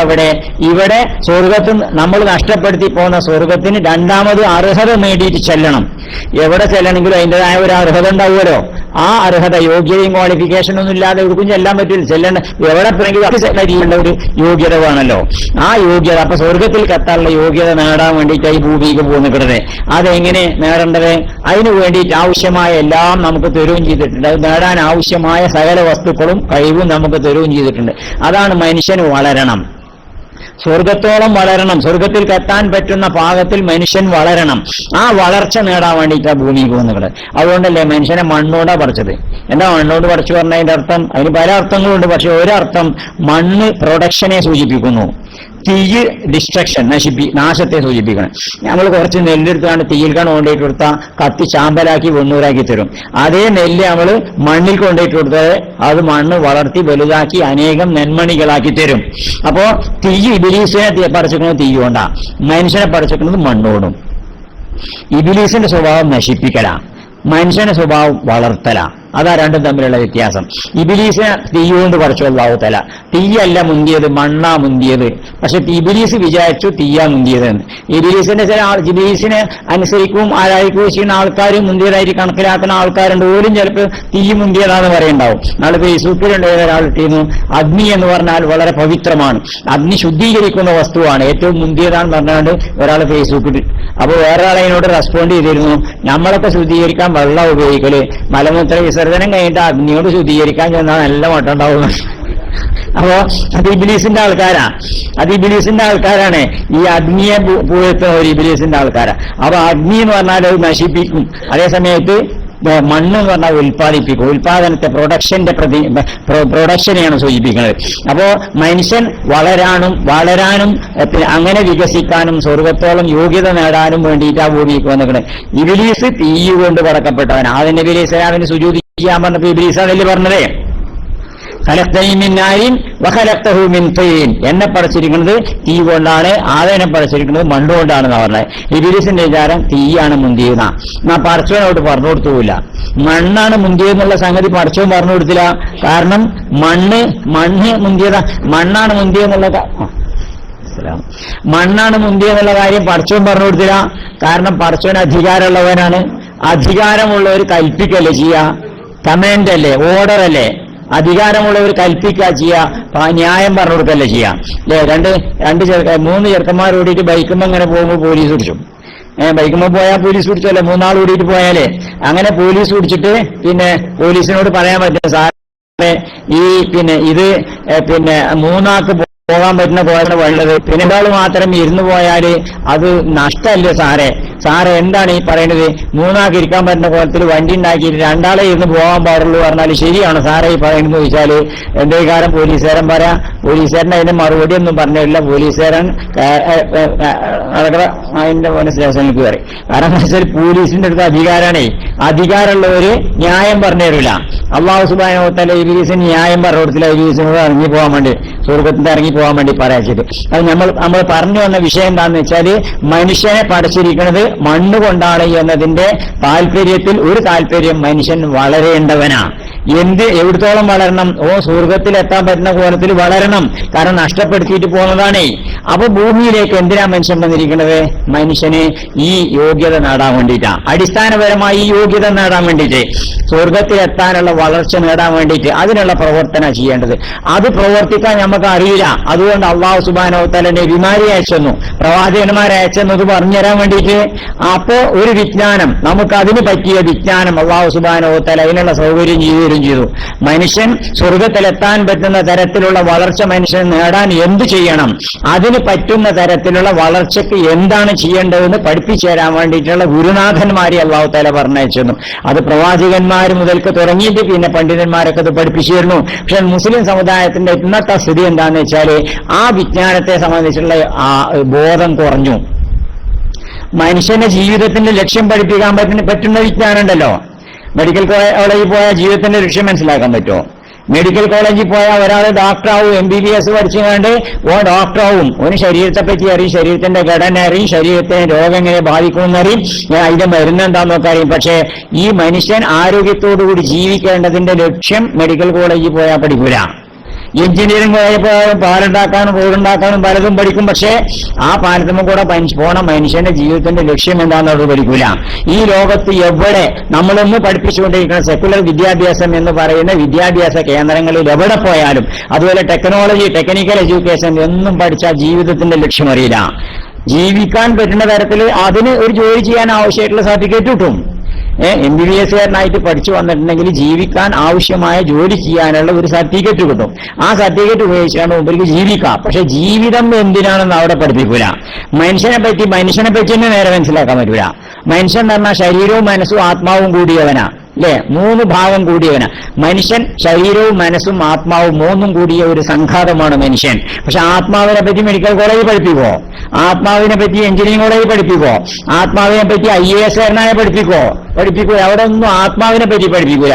മനുഷ്യൻ യഥാർത്ഥത്തിൽ അവന് എന്ന് പറഞ്ഞ അവന്റെ ആത്മാവല്ലേ പ്രധാനം അല്ലേ? ഭർത്താവ് ഇങ്ങനെ മേടിച്ചു കിടക്കുന്ന സമയത്ത് ഭാര്യ നേടുന്നതായി കൈയും കെട്ടിയിട്ട് നെറിച്ച് പറയണ ചെള്ളൂർ പോയല്ലോ നീ ചാരാണ് എന്ന് പറയുമ്പോൾ ആളുകൾ കിടക്കുന്നുണ്ടാവും. ആളുകളെ കടക്കണ നേരത്താ പറയുന്നത് ഇവിടെ ഉണ്ട് അല്ലെ, ഇവിടെ കടക്കുന്നുണ്ട്. അപ്പോഴാ പറയണേ ചെള്ളൂർ പോയല്ലോ നീ ചാരാണ് നടന്നവരോട്. പിന്നെ ആരെ പോയി? ഇവിടെ ഉണ്ടല്ലോ. ആ പോയുണ്ടല്ലോ, ആ പോയതാ പ്രധാനം. മനുഷ്യന്റെ ആത്മാവ് ഉണ്ടല്ലോ, ആ ആത്മാവോ പ്രധാനം. ആത്മാവ് പ്രധാന എന്നുള്ള സംഗതി മനസ്സിലാക്കാത്തത് കൊണ്ടാണ് കുഴപ്പം. ഇപ്പൊ ഞാൻ നാളെ ഇവിടെ ഈ UDFന്റെ മദ്യനയം വന്ന സമയത്ത് ഇവിടെ ഒരു സ്ഥലത്ത് നമ്മളെ നാടിന്റെ അടുത്തൊരു സ്ഥലത്ത് വേങ്ങൂര് പറഞ്ഞ സ്ഥലത്ത് ഒരു സ്കൂളിൽ വെച്ചിട്ട് ഒരു വലിയ പരിപാടിയാണ്, ഒരു ചർച്ച. ഒരു സ്ത്രീ ആത്മഹത്യ ചെയ്യുന്നോടെ ആത്മഹത്യ ചെയ്ത സ്ത്രീ അപ്പൊ ആത്മഹത്യയും അതുപോലെ മദ്യ നയത്തെ ഇത് രണ്ടും പാടെ കൂടിയിട്ടുള്ള ഒരു ചർച്ച ഉണ്ടായിരുന്നു. ആ ചർച്ചയിൽ പിന്നെ ഒരു മുൻ MLA ഉണ്ടായിരുന്നു. അദ്ദേഹം പ്രസംഗിച്ചു ആദ്യം പറഞ്ഞു മദ്യപാനത്തെ പറ്റി, മദ്യനിരോധം വേണോ മദ്യവർജനം വേണോ? മദ്യവർജന വേണ്ടത്, മദ്യനിരോധമല്ല വേണ്ടത്. നിങ്ങൾക്ക് അഭിപ്രായം? മദ്യനിരോധം കൊണ്ട് പ്രത്യേകിച്ച് കാര്യമൊന്നും ഉണ്ടാവില്ല. മദ്യനിരോധം കൊണ്ട് മാഫിയ കൂടും, കളവാറ്റ് കൂടുന്നല്ല, പ്രത്യേകിച്ച് ഒരു കാര്യം ഉണ്ടാവില്ല. അവിടെ മദ്യനിരോധം കൊണ്ട് പ്രയോജനമൊന്നുമില്ല, മദ്യവർജനമുണ്ട്. മദ്യവർജനത്തിന് എന്ത് ചെയ്യണം? ആളുകളെ ബോധവൽക്കരിക്കണം. അങ്ങനെ ബോധവൽക്കരിച്ചുകൊണ്ട് ആളുകൾക്ക് മദ്യത്തിന്റെ ദൂഷ്യങ്ങളൊക്കെ പറഞ്ഞ് മനസ്സിലാക്കി കൊടുക്കണം. അതാ ചെയ്യേണ്ടത്. പിന്നെ ആത്മഹത്യയെ പറ്റി മുമ്പ് നിലവിലുള്ള വ്യവസ്ഥിതിയുടെ പ്രത്യാഘാതം എന്നൊക്കെ പറഞ്ഞ് അങ്ങനെ പ്രസംഗിച്ചു. പിന്നെ ഞാൻ പറഞ്ഞു മദ്യവർജനം വേണോ മദ്യനിരോധനം വേണോ എന്നാണ് ഇവിടുത്തെ ചർച്ച. അദ്ദേഹം പറഞ്ഞ മുൻ MLA പറഞ്ഞത് മദ്യവർജനാണ് വേണ്ടത്. അതിനെന്താ ചെയ്യേണ്ടത്? ബോധവൽക്കരണം നടത്തണം. പക്ഷെ ബോധവൽക്കരിക്കണേ ബോധം വേണ്ടേ? ബോധമില്ലാത്തതിനെ ബോധവൽക്കരിക്കാൻ പറ്റുമോ? ബോധവൽക്കരിക്കണേ ബോധം വേണം. ബോധം വേണമെങ്കിൽ കുടിക്കാതെക്കണമെങ്കിൽ കിട്ടാതെക്കണമെങ്കിൽ നിരോധിക്കണം എന്ന് പറഞ്ഞു. അപ്പൊ എന്നിട്ട് പിന്നെ ഞാൻ ആത്മഹത്യയെ പറ്റി പറഞ്ഞു. ആത്മഹത്യ എന്ന ആശയം അത് വ്യവസ്ഥിതിയെ പറ്റി കുറ്റം പറഞ്ഞിട്ട് കാര്യമില്ല. ആത്മഹത്യ ഇല്ലാതാവണമെങ്കിൽ ആത്മഹത്യ ഇല്ലാന്ന് മനസ്സിലാക്കണം. ആദ്യം മനസ്സിലായില്ലെങ്കിൽ ആത്മഹത്യ ഇല്ലാതാവണമെങ്കിൽ ആത്മഹത്യ എന്ന ഒന്ന് ഇല്ലാന്ന് മനസ്സിലാക്കണം. ആത്മാവിനെ ഹനിക്കാൻ പറ്റൂല.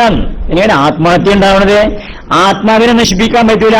ആത്മാവ് ദേഹി നിത്യം അവദ്ദേയം ദേഹോ സർവസ്യ ഭാരത തസ്മായി ഭൂതാനി സർവാനി നത്വം സൂചിതുമർഹസി. ദേഹി നിത്യമാണ്. ദേഹമാണ്, ദേഹത്തെ നശിപ്പിക്കാൻ പറ്റുള്ളൂ, ദേഹിയെ നശിപ്പിക്കാൻ പറ്റൂല. ദേഹി എന്ന ആത്മാവിനെ നശിപ്പിക്കാൻ പറ്റൂല. ഒരാൾ ആത്മഹത്യ ചെയ്യുന്നുണ്ടെങ്കിൽ തന്നെ ആത്മഹത്യ ചെയ്യുന്നത് തന്നെ ആത്മഹത്യ ഇല്ല എന്നുള്ളതും തെളിവാണ്. എങ്ങനെ തെളിവാകുക? എന്തിനാ ഇപ്പൊ ഒരാൾ ആത്മഹത്യ ചെയ്യുക? ഇപ്പൊ ഒരാൾ ആത്മഹത്യ ചെയ്യണത് എന്തെങ്കിലും ഒരു ബുദ്ധിമുട്ട് ഇന്ന് കഴിച്ചിലാവാനല്ലേ? ഇപ്പൊ കർഷകർ ആത്മഹത്യ ചെയ്യുമെന്ന് പറഞ്ഞു. കർഷകർ ആത്മഹത്യ ചെയ്യുന്നത് എന്തുകൊണ്ടാ? ഓന്റെ ഇടങ്ങേർന്ന് കഴിച്ചിലാകാനല്ലേ? മോചനം കിട്ടാനല്ലേ? മോചനം കിട്ടാൻ വേണ്ടി ആത്മഹത്യ ചെയ്യുമ്പോൾ മോചനം വാങ്ങണോ വേണ്ട? പിന്നെ മോചനം കിട്ടാൻ വേണ്ടിയിട്ടാണ് ആത്മഹത്യ ചെയ്യുന്നതെങ്കിൽ ആർക്കായി മോചനം കിട്ടുക? അതോടുകൂടി ഒക്കെ കഴിഞ്ഞു പറഞ്ഞ പിന്നെ മോചനം കിട്ടലില്ലല്ലോ. അപ്പൊ അതുകൊണ്ട് ആത്മഹത്യ ചെയ്യണതിന്റെ അർത്ഥം തന്നെ ആത്മഹത്യ ഇല്ല എന്നാണ്. ആത്മാവിനെ ഹനിക്കാൻ പറ്റൂല. അത്രത്തോളം ശക്തമായ ഒരു ഘടകം നമ്മുടെ ഉള്ളിൽ ഉണ്ട് എന്ന കാര്യം മെഡിക്കൽ കോളേജിൽ പോയാൽ പഠിക്കൂല, എഞ്ചിനീയറിംഗ് കോളേജിൽ പോയാൽ പഠിക്കൂല, MBA പഠിക്കൂല, MCA പഠിക്കൂല, IAS പഠിക്കൂല. നമ്മുടെ ഉള്ളിൽ ആത്മാവ് ഉണ്ട് എന്നുള്ള ഒരു സംഗതി അത് എവിടുന്നാ കിട്ടുക? അത് എവിടുന്നാ മനസ്സിലാക്കാൻ പറ്റുക? അത് മതകേന്ദ്രങ്ങളിൽ നിന്ന്, മതസ്ഥാപനങ്ങളിൽ നിന്ന്, മതഗ്രന്ഥങ്ങളിൽ നിന്നൊക്കെ കിട്ടുക. നമ്മൾ ചിന്തിക്കണ എന്താ? ഇപ്പോ ഇന്നത്തെ കാലഘട്ടത്തിൽ ചിന്തിക്കണ എന്താ? മതവിദ്യാഭ്യാസം എന്ന് പറഞ്ഞാൽ അതൊക്കെ അത്രയൊക്കെ മതി, ചേർത്താം മെഡിക്കൽ കോളേജിൽ പോയി ഡോക്ടർ ആയിക്കോട്ടെ എന്നല്ലേ നമ്മൾ ചിന്തിക്കണത്? ഡോക്ടർ ആവേണ്ടെന്നല്ലേ പറയുന്നത്? പക്ഷെ ഇത് മനസ്സിലാക്കണ്ടേ, ഇത് പഠിക്കണ്ടേ, ഇത് വലിയ വിദ്യാഭ്യാസമാണെന്ന് മനസ്സിലാക്കണം. ഇതാണ് വലുതെന്ന് നമ്മൾ മനസ്സിലാക്കണില്ല. അവിടെയാണ് തെറ്റ്. മറ്റതൊക്കെ പഠിക്കണം, അത് ദുനിയാവിന്റെ കാര്യമല്ലേ? അതുകൊണ്ട് അതാ വലുതെന്ന് എങ്ങനെ ചിന്തിക്കാം? മെഡിക്കൽ കോളേജിൽ പോയി പഠിക്കലാണ് വലുതെന്ന് ചിന്തിക്കല്ലേ? ഇപ്പൊ എന്റെയൊക്കെ ചെറുപ്പത്തില് ഞാനൊക്കെ ചെറിയ കുട്ടിയുന്ന സമയത്ത് മദ്രസ ഇട്ടിട്ടും പോകുന്നതുകൊണ്ട് സ്കൂൾക്കൊന്നും പോകണ്ട. ബാപ്പാക്ക് കഞ്ഞിയിട്ട് വേണം പറമ്പിലേക്ക് പറയും. ബാപ്പ പണിയെടുക്കാൻ പോയിട്ടുണ്ടാവും, ജോലി ചെയ്യാൻ പോയിട്ടുണ്ടാവും. അപ്പൊ ജോലിക്ക് പോയ ബാപ്പാക്ക് കഞ്ഞി ഉണ്ടായി കൊടുക്കണം. അവിടെ ഉമ്മാന്റെ കുട്ടിയിൽ സ്കൂളിലേക്ക് ഒന്ന് പോകണ്ട, മദ്രസ മുടക്കണ്ട പറയും. അതാ പഴയ ആൾക്കാർക്ക് മനസ്സിലായിരുന്നു ഏത് വിദ്യാഭ്യാസം വലിയതിനെ. പക്ഷെ നമുക്ക് അത്യാവശ്യം അനുഗ്രഹമൊക്കെ കിട്ടിയപ്പോ, കുറെ പൈസയൊക്കെ ഉണ്ടായപ്പോ, സാമ്പത്തിക സ്ഥിതിയൊക്കെ മെച്ചപ്പെട്ടപ്പോ നമ്മൾ ചിന്തിക്കണത് എന്താ? മദ്രസ വിദ്യാഭ്യാസം അല്ല വലുത്, ഈ സ്കൂൾ വിദ്യാഭ്യാസവും കോളേജ് വിദ്യാഭ്യാസവും യൂണിവേഴ്സിറ്റി അതൊക്കെ വലിയതെന്ന് ചിന്തിക്കുക. അത് വേണ്ടാന്നല്ല, ഏതാ വലിയതെന്ന് ചിന്തിക്കണതിനെ പറ്റി ഞാൻ പറഞ്ഞത്. ഏതാ വലിയതെന്ന് ചിന്തിപ്പോ നാള് ഒരു സ്ഥലത്ത് കുട്ടികളൊക്കെ മദ്രസയ്ക്ക് വരാതെ മദ്രസ ഇങ്ങനെ ശുഷ്കിച്ചു വരികയാണ്. അവിടെ പോയിട്ട് ഞാൻ പ്രസംഗിച്ചപ്പോ രക്ഷിതാക്കളെ കൂട്ടിയിട്ട് പ്രസംഗിച്ചപ്പോ ഞാൻ പറഞ്ഞു, അവനാന്റെ വാപ്പ കൊരങ്ങാന്ന് അവനാന്റെ വല്യാപ്പ കൊരങ്ങാന്ന് പഠിപ്പിക്കണ വിദ്യാഭ്യാസ വലുത്, അവനാന്റെ വല്യാപ്പ ആധുനികന്ന് പഠിപ്പിക്കണ വിദ്യാഭ്യാസ വലുത് എന്ന് ഇപ്പൊ ആലോചിച്ചോളി എന്ന് പറഞ്ഞു. ഏത് വിദ്യാഭ്യാസം വലുത്? മറ്റേ വിദ്യാഭ്യാസം വേണ്ടെന്നല്ല. സ്കൂളിൽ പോയാൽ പിന്നെ ഡാർവിനിസം പഠിപ്പിക്കും. ഡാർവിനിസം എന്ന് പറഞ്ഞാൽ എന്താ?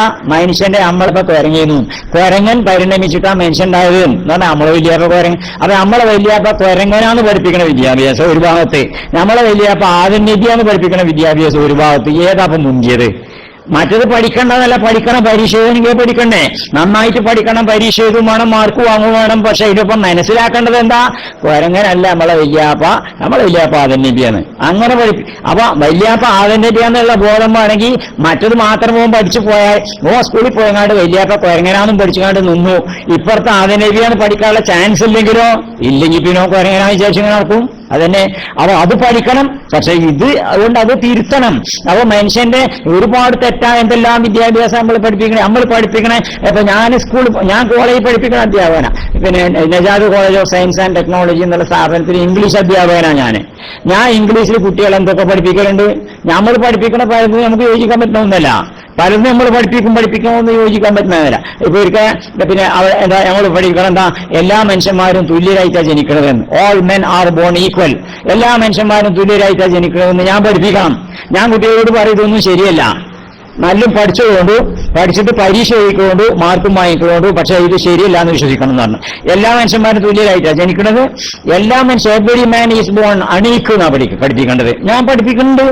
യൂണിവേഴ്സിറ്റി വെച്ച് അതിനെ നമ്മൾ പഠിപ്പിക്കണ്ടേ? യൂണിവേഴ്സിറ്റി പിന്നെന്താ ടെക്സ്റ്റ് വെച്ച് അതിനെ നമ്മൾ പഠിപ്പിക്കണല്ലോ.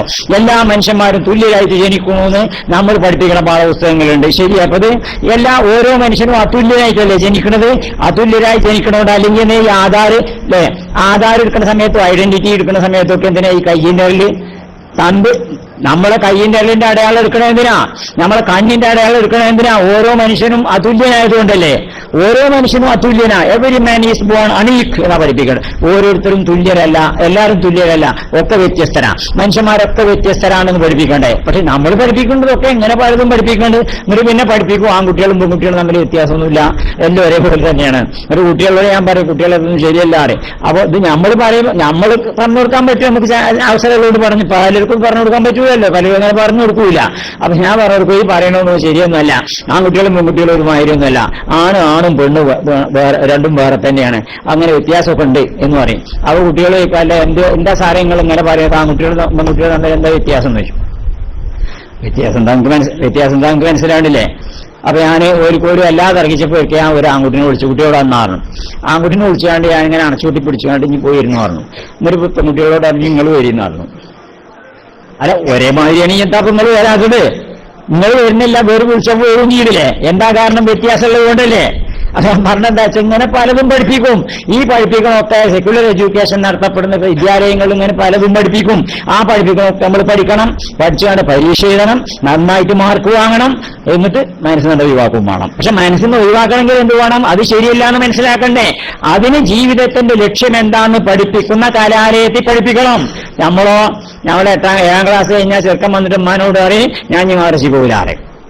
അപ്പൊ പണ്ടത്തെ ഇപ്പോഴത്തെ തമ്മിൽ വ്യത്യാസമുണ്ട്.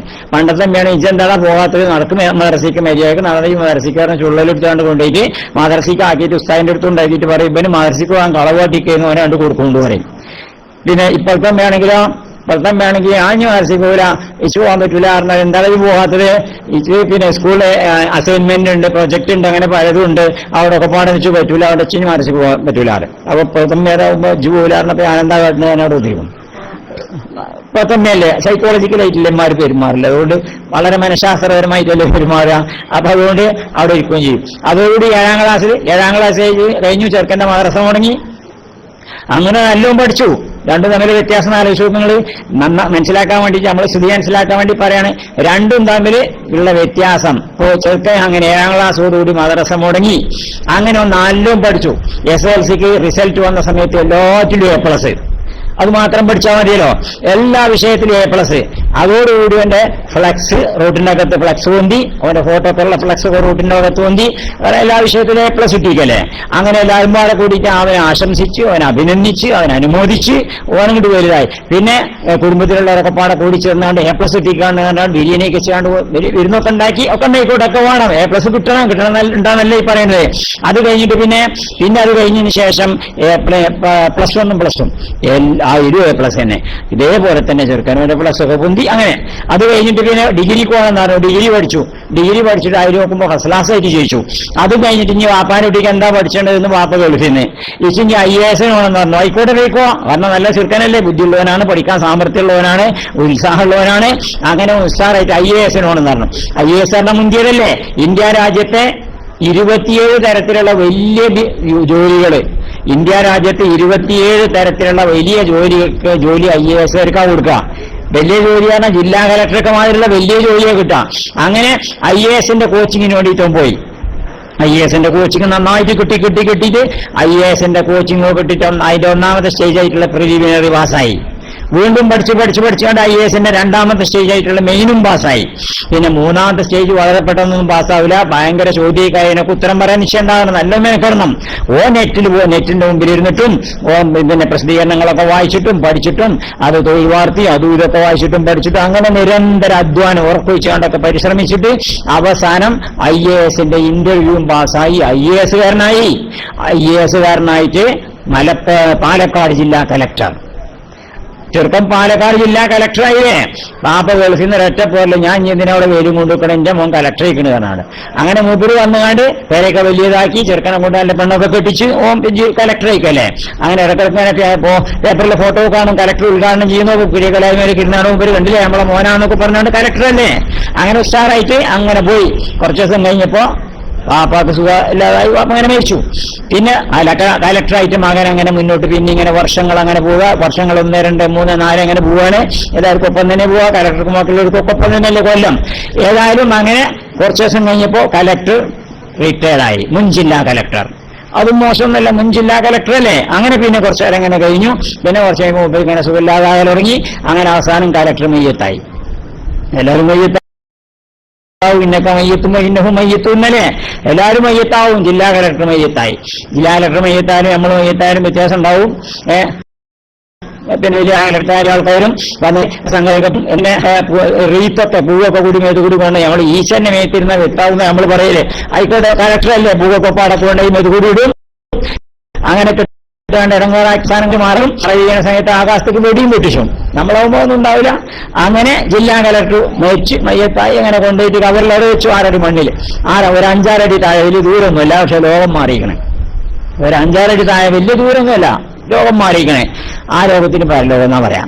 അങ്ങനെ അവിടെ ചെന്നിട്ട് മയ്യത്തൊക്കെ മറവിയത് നമ്മളിങ്ങനെ പോരും. പോന്നിട്ട് അനുശോചനയോഗം നടക്കുകയാണ് ഇവിടെ.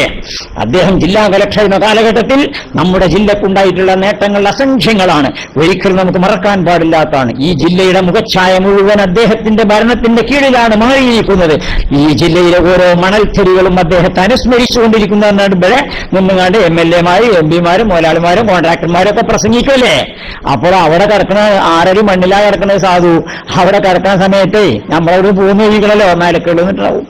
മരക്കേട് വന്നാണ്ട് ചോദിക്കാണ്, രാജാക്കൽ മരക്കാനിൽ മുവക്കലാനിൽ ഹായിലാനിൽ അലീമാനി അല്ലെ ചോദ്യം, വായിക്കവാക്കാവോ അജിലസാക്കാവോ സഹലാക്ക എണീറ്റിരുത്തിയാണ്ട് ഉണർത്തി എഴുന്നേൽപ്പിച്ചിരുത്തിയിട്ട് ചോദ്യം ചോദിക്കാണ്, മൻ റബ്ബുക മൻ നബിയുക മാ ദീനുക. ചോദ്യം ചോദിക്കുന്ന സമയത്ത് ഓനൊരു പിടുത്തം കിട്ടുന്നില്ല. ആ 7ാം ക്ലാസ് നിർത്തിയതാണേ.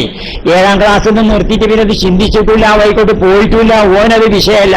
IAS-ന്റെ കോച്ചിങ്ങിന്റെ ഇടയിൽ ഒന്ന് മൻ റബ്ബുക്കെ ഓന് വലിയ കാര്യങ്ങളൊക്കെ പഠിക്കാല്ലേ, അതിന്റെ ഇടയിൽ എന്ത് മൻ റബ്ബുക്കെ. ഓൻ ഈ വിഷയം ചിന്തിച്ചിട്ടില്ല, ആലോചിച്ചിട്ടില്ല. പിന്നെ അവിടെ ചെന്നിട്ടാപ്പത് കേൾക്കണത് മൻ റബ്ബുക. ചോദ്യം ചോദിച്ചിട്ട് ഓന് പിടുത്തമിട്ടില്ല. ഓങ്ങനെ കണ്ണും തുറപ്പിച്ച് വീണ്ടും മരക്കേട് ചോദ്യം ആവർത്തിച്ച് ഏത് ചോദ്യം ചോദിച്ചാലും ഉത്തരം പറയാനുള്ളത് ഇവരുണ്ടോനാ IAS ആശ്രയിക്കണത്. നയാകര വെള്ളച്ചാട്ടം എവിടെയെന്ന് ചോദിച്ചാൽ അല്ലേ.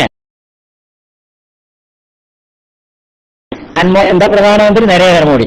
നരേന്ദ്രമോദി ഇതിനകത്ത് ഈ എത്ര വേൾപ്പം നിശ്ചലം വേണ്ടിയൊരു ഓവറി മോഡിയുടെ ജനജീവി ഇപ്പൊ നോക്കാതെന്ന് പറയും. അമേരിക്കൻ പ്രസിഡന്റ് ഒബാമ എത്രാമത്തെ പ്രസിഡന്റാന്ന് ഒബാമക്ക് എണ്ണേണ്ടി വരും. പിന്നെ എണ്ണാതെ പറയുന്നത് അജാതി വിവരല്ലേ. പക്ഷെ ഇവിടെ ഒബാമി നരേന്ദ്രമോദി എന്നല്ല, ഇവിടെ ഇതൊക്കെ സൃഷ്ടിച്ച റബ്ബിനെ പറ്റി അമ്മാൻ റബ്ബുക്കാന്ന ചോദ്യം. ആ ചോദ്യത്തിന് ഉത്തരം പറയാതെ അങ്ങനെ അന്തം വിട്ട് കണ്ണും തുറപ്പിച്ച് നിൽക്കാൻ വേണ്ടും. അതിൽ മരക്കുകൾ ചോദ്യം വീണ്ടും ആവർത്തിക്കുന്നു, മൻ റബ്ബുക. അതിലും ചോദിക്കാം, what kind of A question is this, I don't know Arabic. എന്ത് ചോദ്യങ്ങൾ ചോദിക്കണം, എനിക്ക് അറബി ഒന്നും അറിയില്ല, വേണേ ഇംഗ്ലീഷ് ചോദിച്ചോളൂ. മലക്കോടെ കഴിഞ്ഞില്ലേ കഥ. ഓൻ കലക്ടറായിരുന്നു ഭൂമിയുടെ മുകളിലെ, ഓന് പദവി ഉണ്ടായിരുന്നു ഭൂമിയുടെ മുകളിലെ, ഓന് പണം ഉണ്ടായിരുന്നു ഭൂമിയുടെ മുകളിലെ, ഓന് സ്വാധീനം ഉണ്ടായിരുന്നു ഭൂമിയുടെ മുകളിലെ, ഓന് അധികാരം ഉണ്ടായിരുന്നു ഭൂമിയുടെ മുകളിലെ. ഭൂമിന്ന് അപ്പുറത്തേക്കാണ് കടന്നാൽ പിന്നെ ഇതിനൊന്നും ഒരു വിലയില്ല. അപ്പൊ ഏത് വിദ്യാഭ്യാസ വലുതെന്ന് ചിന്തിക്കുകയും വിദ്യാഭ്യാസം ഏതാണ് വലുത്? ഞാൻ കലക്ടർ ആവണ്ടെന്ന് പറയുന്നത്. കലക്ടർ ആവണം, IAS പാസ്സാവണം, കലക്ടർ ആവണം. പക്ഷേ കലക്ടർ മൻ റബ്ബുക എന്ന് ചോദിക്കുമ്പോൾ അല്ലാഹു റബ്ബി എന്ന് ഉത്തരം പറയാൻ സാധിക്കുന്ന ജില്ലാ കലക്ടർ. മൻ നബിയുക എന്ന് ചോദിക്കുമ്പോൾ മുഹമ്മദ് നബി എന്ന് ഉത്തരം പറയാൻ സാധിക്കുന്ന ജില്ലാ കലക്ടർ. റസൂലുള്ളാഹിനെ പരിചയമുള്ള ജില്ലാ കലക്ടർ. മാ ദീനുക എന്ന് ചോദിക്കുമ്പോൾ അൽ ഇസ്ലാമു ദീനി എന്ന് അഭിമാനത്തോടുകൂടി പറയാൻ സാധിക്കുന്ന ജില്ലാ കലക്ടർ. അങ്ങനെ ആവണമെന്ന് നമ്മൾ ചിന്തിക്കുന്നുണ്ടോ അല്ലേ? അവിടെയാണ് വിഷയം. അവ ജീവിതത്തിന്റെ ലക്ഷ്യം എന്താണെന്ന് പഠിപ്പിക്കുന്ന വിദ്യാഭ്യാസം. ആ വിദ്യാഭ്യാസം അല്ലേ വലിയ വിദ്യാഭ്യാസം? അതല്ലേ പ്രധാനപ്പെട്ട വിദ്യാഭ്യാസം? അവിടെയാണ് നമുക്ക് പറ്റുന്ന തെറ്റ്. അവ നമ്മുടെ ജീവിതത്തിന്റെ ലക്ഷ്യമല്ല. നമ്മൾ ജീവിക്കാൻ ആവശ്യമായ ഒരു തൊഴിലിന് ഉപാധിയായ സർട്ടിഫിക്കറ്റിന്റെ വിലയാണ് വലുത് നമ്മൾ മനസ്സിലാക്കേണ്ടത്. ആ ചിന്ത നമ്മൾ മാറ്റണം. നമുക്ക് കുട്ടിയേക്കും പ്രധാനപ്പെട്ടത് ഏതാണെന്ന് ചോദിക്കുമ്പോൾ അവിടെ നമുക്ക് അള്ളാനെ പറ്റി പഠിപ്പിക്കുന്ന, പ്രപഞ്ചത്തിന്റെ രക്ഷിതാവിനെ പറ്റി പഠിപ്പിക്കുന്ന, അതുപോലെ തന്നെ റസൂലുള്ളാഹിനെ പഠിപ്പിക്കുന്ന, അത് പഠിപ്പിക്കുന്ന വിദ്യാഭ്യാസം. എന്ത് കേൾക്കുന്നില്ല ശബ്ദം?